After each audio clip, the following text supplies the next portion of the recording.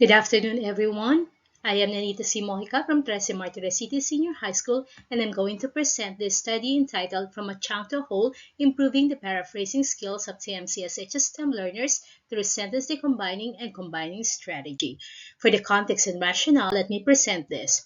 According to the international education company Education First, the Philippines has recorded a consistent drop in ranking in the English Proficiency Index since 2016.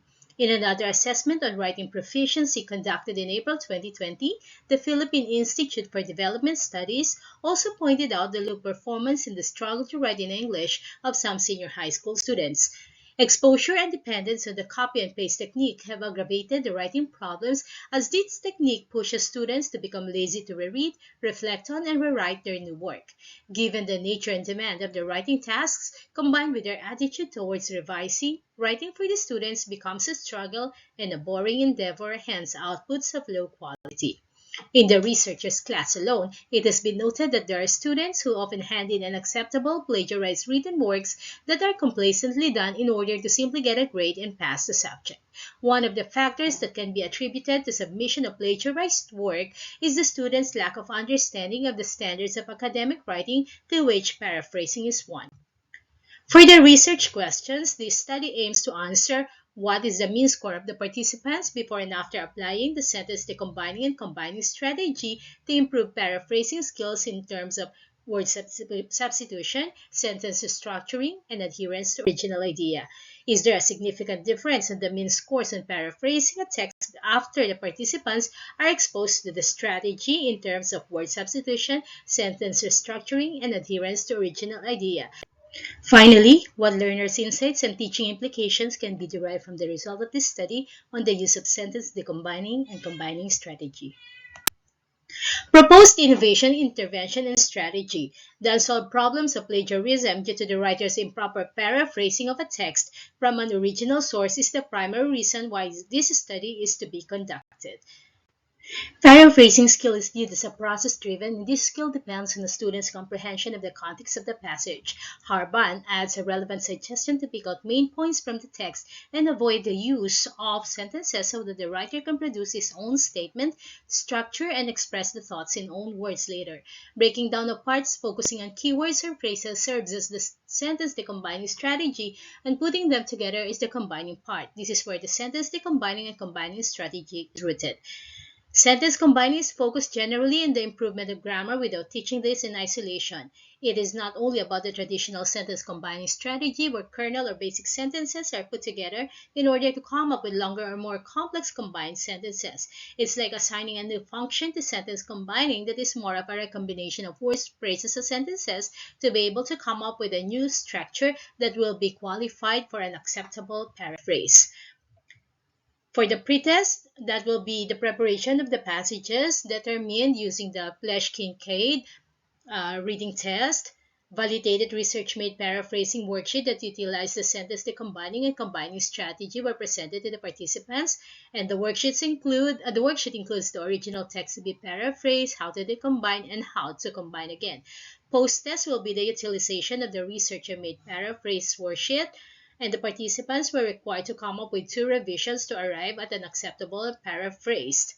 Next one, a reflection part is also included in the worksheet to find out the insights of the students.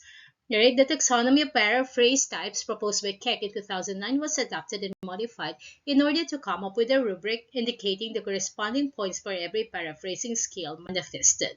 This is the example of the rubric, the modified rubric.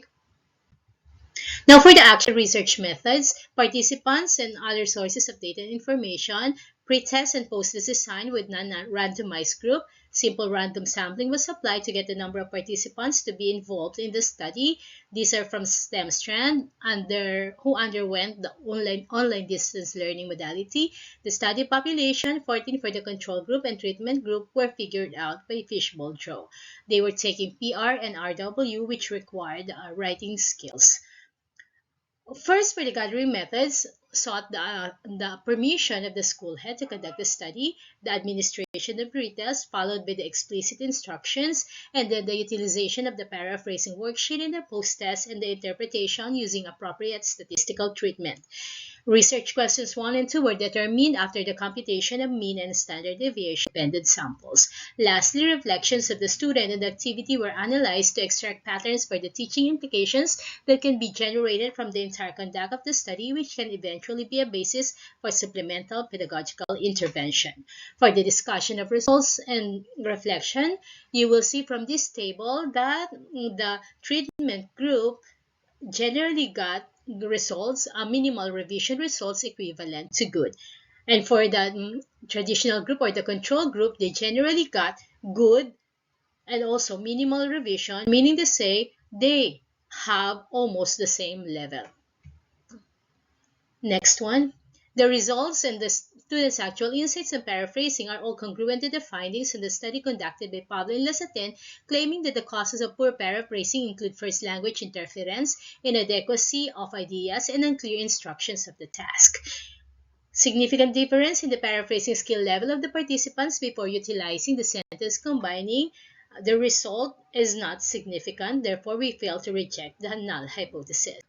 After the utilization of the sentence decombining and combining strategy between the treatment group and the control group, the results reveal significant results, therefore we reject the null hypothesis. The p-value is less than the level of significance of 0.05, therefore the null hypothesis is rejected. It can be concluded that the results obtained are sufficient enough to prove that the utilization of sentence decombining and combining strategy can significantly improve paraphrasing skills. Although there is no guarantee that the total number of students who participated in the study experienced the same level of fun, the strategy gives room for the learners to learn to be patient, to think critically, to point out the main idea raised by the author, and to broaden their vocabulary in order to decide on the most appropriate word to replace an original text. More than all this, the strategy has developed the transformation skills of the participants, and they have been equipped with the acceptable and appropriate paraphrasing know-how.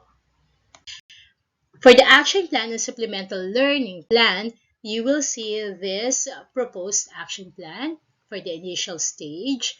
You will also have here the implementation stage, who will be involved in the output, and you will have the practice stage and the post-implementation. This is the teacher-made paraphrasing worksheet, which will be utilized in the post-test.